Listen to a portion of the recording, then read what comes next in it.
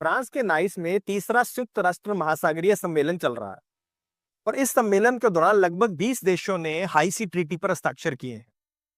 इससे इस पर हस्ताक्षर करने वाले देशों की कुल संख्या 49 हो गई। इस संधि को बायोडायवर्सिटी बियॉन्ड नेशनल जुरिसडिक्शन कहा जाता है।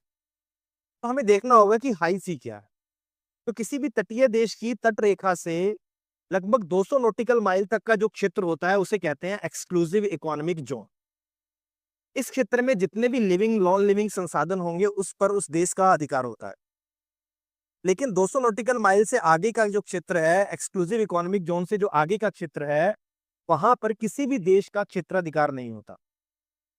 इस क्षेत्र को कहा जाता है हाई सी या इंटरनेशनल वाटर।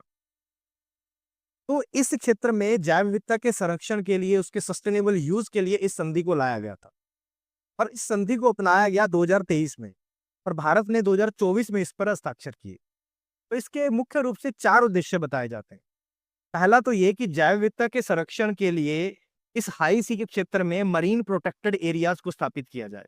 जैसे हम नेशनल पार्क कहते हैं स्थल पर, तो वहां पर मरीन प्रोटेक्टेड एरियाज होंगे।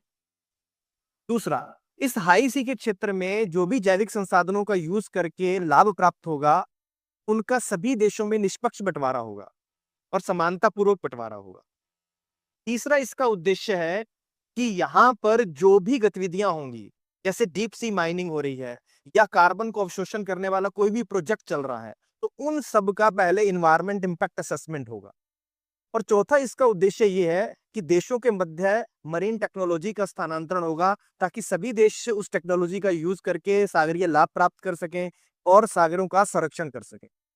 और ये संधि जो है वो अनक्लोज के अंतर्गत लागू होगी, उसका एक पार्ट के रूप में इसको संचालित किया जाएगा।